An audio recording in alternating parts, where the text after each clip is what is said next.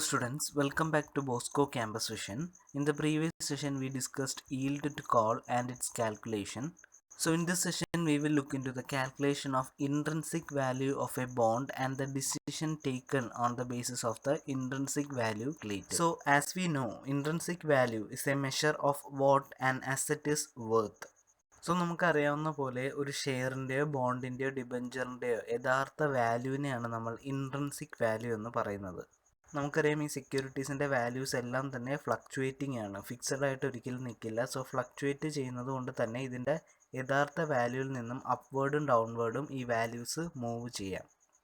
So ഇങ്ങനെ prices move ചെയ്യുന്ന സെക്യൂരിറ്റീസിൻ്റെ യഥാർത്ഥ വാല്യൂവിനെയാണ് നമ്മൾ ഇൻട്രിൻസിക് വാല്യൂ എന്ന് പറയുന്നത്. സോ ഇൻട്രിൻസിക് വാല്യൂവും കറണ്ട് മാർക്കറ്റ് പ്രൈസുമായിട്ട് കമ്പയർ ചെയ്തിട്ടാണ് നമ്മൾ ആ സെക്യൂരിറ്റീസ് വാങ്ങണോ വിൽക്കണോ എന്നുള്ളൊരു ഡിസിഷൻ എടുക്കുന്നത്.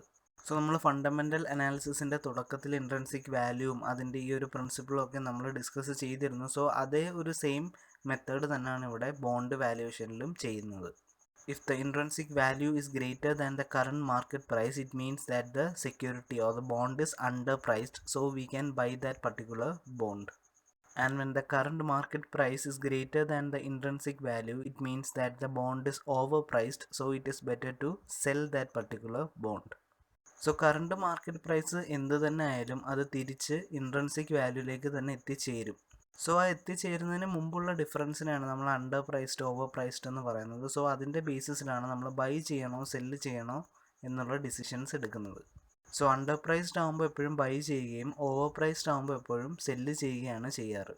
സോ ഇങ്ങനെ ഒരു കറക്റ്റായിട്ട് ഡിസിഷൻ എടുക്കേണ്ടതുകൊണ്ട് തന്നെ ഇൻട്രിൻസിക് വാല്യൂവിൻ്റെ കാൽക്കുലേഷൻ ബോണ്ട് വാല്യൂഷനിലും വളരെ ഇമ്പോർട്ടൻ്റ് ആണ്. സോ ഇൻട്രിൻസിക് വാല്യൂവിൻ്റെ കൺസെപ്റ്റ് ക്ലിയർ ആണെന്ന് വിശ്വസിക്കുന്നു. സോ ഇതൊന്നും കൂടി ഒന്ന് ക്ലിയർ ആവാൻ വേണ്ടിയിട്ട് നമുക്കൊരു എക്സാമ്പിൾ നോക്കാം. A person owns a 1000 rupee face value bond with the required interest rate of 10% and 5 years to maturity. The bond makes an annual interest payment of rupees 80. Calculate the bond value if the coupon is payable annually and semi-annually.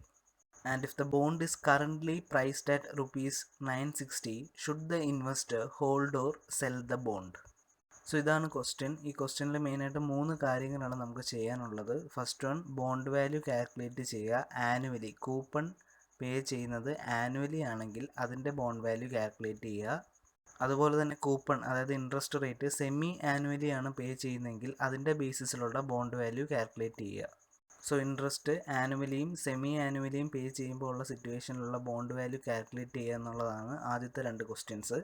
Third one എന്ന് പറയുന്നത് ഒരു advice കൊടുക്കാനാണ്. Currently ആ bond price എന്ന് പറയുന്നത് 960 ആണെങ്കിൽ calculate ചെയ്ത് കിട്ടുന്ന ഇൻട്രിൻസിക് വാല്യൂ ആയിട്ട് കമ്പയർ ചെയ്ത് ആ ഇൻവെസ്റ്റർ ആ ബോണ്ട് ഹോൾഡ് ചെയ്യണോ അതോ സെല്ല് ചെയ്യണോ എന്നൊരു അഡ്വൈസ് കൊടുക്കാനാണ്. സോ ഈ 3 കാര്യങ്ങളാണ് ഈ ക്വസ്റ്റ്യനിൽ നമുക്ക് കണ്ടുപിടിക്കാനുള്ളത്. So we will move on to the first one, that is the calculation of the bond value or the intrinsic value when the coupon is paid annually. So ഇവിടുത്തെ ഫേസ് വാല്യൂ എന്ന് പറയുന്നത് 1000 rupees ആണ്. അതായത് maturity പീരീഡിൽ നമുക്ക് തിരിച്ച് കിട്ടുന്ന value ആണ് 1000 റുപ്പീസ്. നെക്സ്റ്റ് ആനുവൽ ഇൻട്രസ്റ്റ് എന്ന് പറയുന്നത് 80 റുപ്പീസ് ആണ്. ടൈം പീരിയഡ് N എന്ന് പറയുന്നത് 5 ഇയേഴ്സ് ആണ്. അതുപോലെ തന്നെ റിക്വയർഡ് റേറ്റ് അല്ലെങ്കിൽ ഡിസ്കൗണ്ട് റേറ്റ് എന്ന് പറയുന്നത് 10% ആണ്. അതായത് ആ ബോണ്ട് ഹോൾഡർ എക്സ്പെക്റ്റ് ചെയ്യുന്ന റിട്ടേൺ ആണത്. So expected rate of return അല്ലെങ്കിൽ R എന്ന് പറയുന്നത് 10% ആണ്. സോ നമുക്കിവിടെ കൂപ്പൺ അല്ലെങ്കിൽ ഇൻട്രസ്റ്റ് ആനുവലി പേ ചെയ്യുമ്പോഴുള്ള ബോണ്ടിൻ്റെ ഇൻട്രിൻസിക് വാല്യൂ ആണ് കാൽക്കുലേറ്റ് ചെയ്യേണ്ടത്. സോ ഇതിന് വേണ്ടിയിട്ട് നമ്മൾ നേരത്തെ YTMലൊക്കെ യൂസ് ചെയ്തിരുന്ന അതേ സെയിം ഫോർമുല തന്നെയാണ് യൂസ് ചെയ്യുന്നത്. MP = PVAF × C plus PVF × MV. That is current market price is equal to present value annuity factor into coupon plus present value factor into maturity value. So കൂപ്പണെയാണ് നമ്മൾ present value annuity factor കൊണ്ട് into ചെയ്യുന്നത്. Because coupon എന്ന് പറയാൻ നമുക്ക് annually കിട്ടുന്ന ഒരു cash flow ആണ്. മെച്യൂരിറ്റി വാല്യൂ അല്ലെങ്കിൽ ഫേസ് വാല്യൂ എന്ന് പറയുന്നത് നമുക്ക് പീരീഡിൻ്റെ ലാസ്റ്റിൽ കിട്ടുന്ന ഒരു സിംഗിൾ ക്യാഷ് ഇൻഫ്ലോ ആണ്. സോ അതുകൊണ്ടാണ് അതിൻ്റെ പ്രസൻറ്റ് വാല്യൂ ഫാക്ടർ നമ്മൾ കാണുന്നത്. സോ കൂപ്പണിനെ പ്രസൻറ്റ് വാല്യൂ ആനുവിറ്റി ഫാക്ടർ കൊണ്ടും മെച്യൂരിറ്റി വാല്യൂവിനെ പ്രസൻറ്റ് വാല്യൂ ഫാക്ടർ കൊണ്ടാണ് നമ്മൾ മൾട്ടിപ്ലൈ ചെയ്യുന്നത്. സോ 5 ഇയേഴ്സിൻ്റെയും 10%ൻ്റെയും പ്രസൻറ്റ് വാല്യൂ ആനുവിറ്റി ഫാക്ടർ എന്ന് പറയുന്നത് 3.790 ആണ്. അതുപോലെ തന്നെ 5 ഇയേഴ്സിൻ്റെയും 10%ൻ്റെയും പ്രസൻറ്റ് വാല്യൂ ഫാക്ടർ എന്ന് പറയുന്നത് 0.6209 ആണ്. സോ ഈ രണ്ട് വാല്യൂസും നമ്മൾ ഇക്വേഷനിലേക്ക് അപ്ലൈ ചെയ്യുമ്പോൾ നമുക്ക് കിട്ടുന്നത് 3.7908 ഇൻറ്റു 80 പ്ലസ് 0.6209 ഇൻറ്റു 1000. സോ അത് ഇക്വേറ്റ് ചെയ്യുമ്പോൾ നമുക്ക് കിട്ടുന്നതെന്ന് വെച്ച് കഴിഞ്ഞാൽ 924.16 ആണ്. സോ കൂപ്പൺ ആനുവലി പേ ചെയ്യുമ്പോഴുള്ള ബോണ്ട് വാല്യൂ അല്ലെങ്കിൽ ബോണ്ടിൻ്റെ ഇൻട്രൻസിക് വാല്യൂ എന്ന് പറയുന്നത് 924.16 rupees ആണ്. So the next case is when the coupon is paid semi annually. So semi annually interest payment നടത്തുമ്പോഴുള്ള ബോണ്ടിൻ്റെ ഇൻട്രൻസിക് വാല്യൂ ആണ് അടുത്തതായിട്ട് നമ്മൾ കാൽക്കുലേറ്റ് ചെയ്യാൻ പോകുന്നത്. സോ ഇത് കാൽക്കുലേറ്റ് ചെയ്യുന്നതിന് മുമ്പ് നമ്മുടെ കൂപ്പൺ റേറ്റിലും നമ്മുടെ ടൈമിലും നമ്മുടെ ഇൻട്രസ്റ്റ് റേറ്റിലും ഒക്കെ ചെറിയ വ്യത്യാസങ്ങളുണ്ട്. ബിക്കോസ് ഇത് സെമി ആനുവലി ആണ് നമ്മൾ പേ ചെയ്യുന്നത്. സോ ഇതിലെല്ലാം ചെറിയ ചേഞ്ചസ് വരും.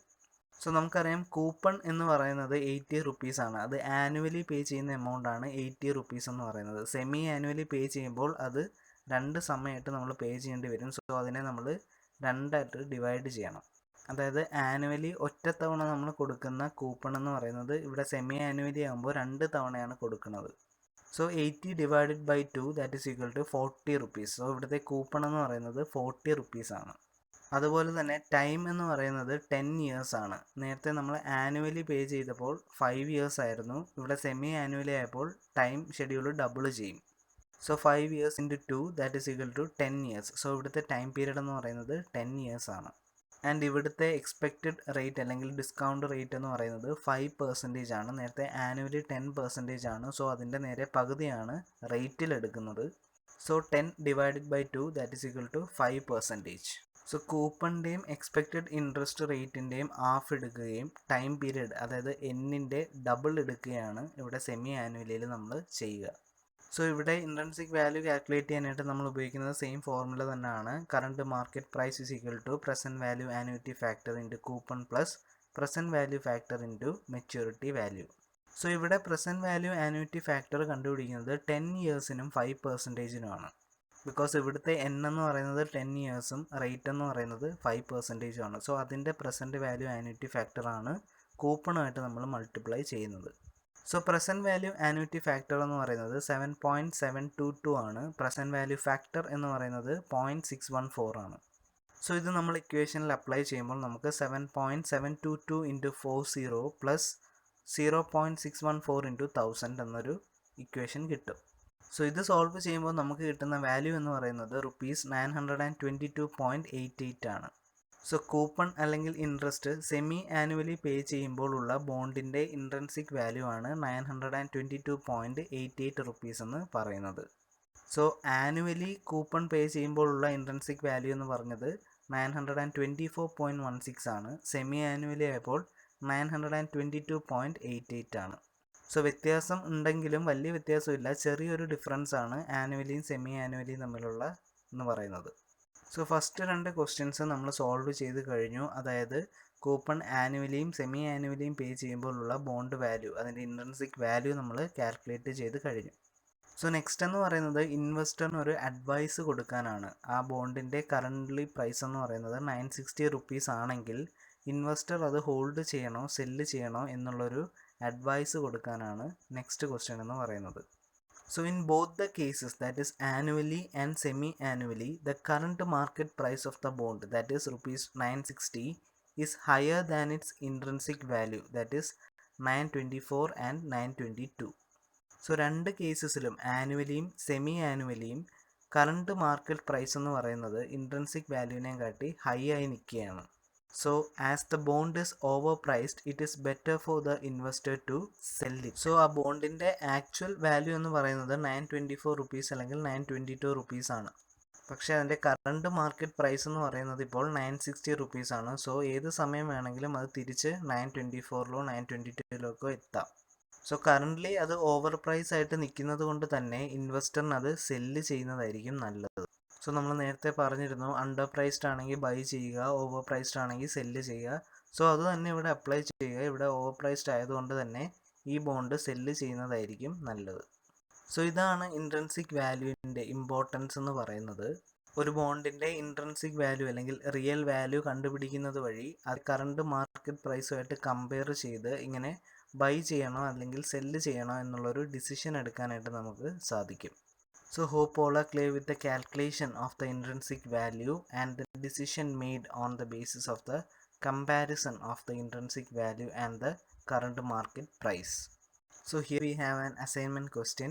An investor recently purchased a bond with rupees 1000 face value, 14% required interest rate and 5 years to maturity. The bond makes an annual interest payment of rupees 120. Calculate the bond value if coupon is payable annually and semi-annually. If the bond is currently priced at rupees 945, should the investor hold or sell the bond? So please work it out for the better understanding of the topic. So in this session, we discussed the calculation of intrinsic value both on an annual basis and semi-annual basis, and the decision made on the basis of the calculated intrinsic value. Hope all are clear with the topic. Thank you.